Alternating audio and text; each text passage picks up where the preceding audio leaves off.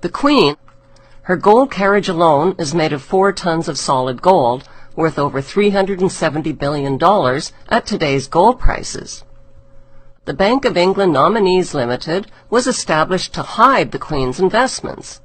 Secrecy about her wealth protects her. Government and banking officials inform the Queen about where to invest her wealth.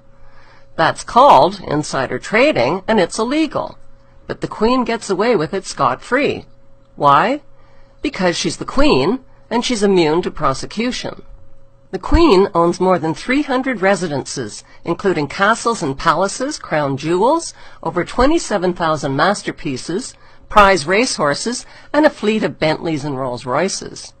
Her colossal wealth also includes crown land and investments that she inherited from her black nobility ancestors. The Queen's Crown estate includes over 50% of the UK's coastline, as well as Regent Street and Windsor Great Park. Her trillions in wealth are passed down to her descendants, untaxed. Would British tourism collapse if the monarchy was abolished? No, statistically, Buckingham Palace doesn't even make the top 20 list of tourist attractions. Do you know how much the Queen is worth? 17 trillion pounds. That's $30 trillion. She could end world hunger and poverty tomorrow. Besides insider trading and tax-free income, the slave trade and drug trade. Queen Elizabeth I started the British slave trade in 1564. As head of the Church of England, her slave trading of African blacks upset the moral foundations of the Church. Queen Elizabeth II is now head of the Church of England. 200 years after the slave trade was abolished, the Church was pressured into confessing its horrific crimes and apologizing for profiting from the African slave trade. At first, the Queen and the Church only admitted to owning slaves and plantations, but the public soon discovered that the Church had given their blessing to something far worse. The Church had approved the beating, mutilation, rape, kidnapping, and murder of tens of millions of Africans by declaring that Africans had no soul.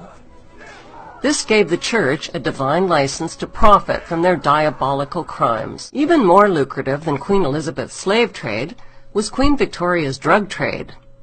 Opium was grown and manufactured in the British-owned opium factories of British India. China banned the importation of opium, but once the British monarch secured a drug trade monopoly, over 17,000 illegal chests of opium worth millions were forced onto the Chinese population. The British waged 3 drug wars on China to force them to pay for the illegally imported opium. China's emperor didn't stand a chance against the British East India Company gunboats and Royal Navy. The British destroyed, plundered, looted, and raped their way along the coast of China until there was nothing left to loot or plunder. On August 29, 1842, the Treaty of Nanking forced the Chinese government to pay £15 million to the British merchants to open up its ports to opium trade and to cede Hong Kong to the British. This was the ugly origin of Hong Kong's 155 years as a stolen British Crown colony. There are people who believe that they have a God-given right to rule over others. They believe that their outward appearance is superior to all others. They harbor selfish ambitions to be rich and to have power over what they describe as common people. They lie, cheat, steal, strangle, stab and slash their way to power. They believe that their actual willpower, what the British occultist Aleister Crowley described as the will of Thelema, the royal will, must be obeyed.